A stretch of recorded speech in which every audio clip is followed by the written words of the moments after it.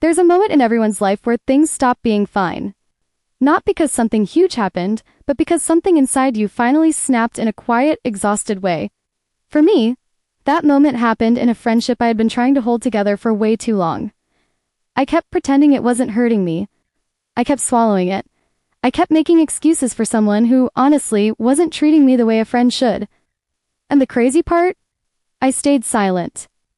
Not for them, but for everybody else caught in the middle. We had this triangle friendship. You know how those go. 3 people, but somehow only one person gets protected. And it wasn't me. I held everything in because I didn't want to be the one to disrupt the peace. Other people in the group were already dealing with heavy personal things, and the last thing I wanted was to add my own hurt to their plate. So I carried mine alone. Every time it hurt, I told myself, just leave it. Now is not the time. Every time I felt disrespected, I said, it's okay. You're strong. You can handle it. Every time I felt overlooked, dismissed, or brushed off, I convinced myself it wasn't worth bringing up. But here's what I learned the hard way. When you keep protecting everyone else's feelings at the expense of your own, you eventually lose yourself. And I reached that point. One day, honey, I finally said something. I finally chose me. I finally chose my emotional well-being over the role I always played. The quiet one, the patient one, but I'll just keep the peace one. But the moment I brought it up, everything flipped. The thing I protected them from, the discomfort, the awkwardness, the truth, that's exactly what ended up happening anyway. And somehow, I became the villain. They deflected, they twisted, they acted like I blindsided them. They made it seem like my feelings were the problem, not their actions. And then the worst part, they expected me to apologize. Not them. Me. And you know what? I did. Not because I was wrong, but because I felt backed into a corner, because they made it seem like I was too emotional or overreacting or choosing the wrong time to speak up. But the real truth? I had been trying to talk privately for months. They didn't care then. I brought it up in front of others because I had no choice left.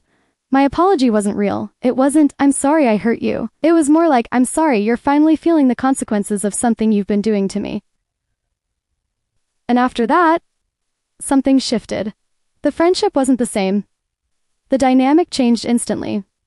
The person who hurt me retreated, shut down, and acted like I was the reason everything fell apart. Meanwhile, I was left there, hurt, confused, drained, and emotionally empty from holding everything inside for so long. That whole situation sent me into a spiral I didn't even realize I was in. I hit a type of rock bottom that didn't look dramatic from the outside, but inside, I felt broken. I felt unprotected. I felt like the loyalty I gave wasn't something they valued. And I think that's the moment I truly realized I wasn't okay. I hadn't been okay for a long time. And this wasn't just about a friendship ending. It was about what the ending revealed. It revealed how much I tolerated, how much I held, how much I sacrificed, and how little I received in return. I didn't want to admit it back then, but that moment changed me. It forced me to look at myself differently.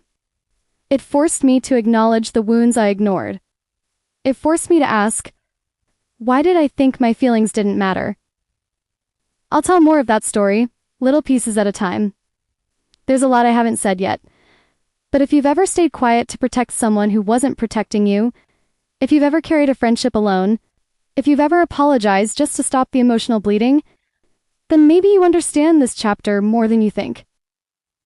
And in the next episode, I'll talk about what that silence did to me and how it changed the way I see myself today.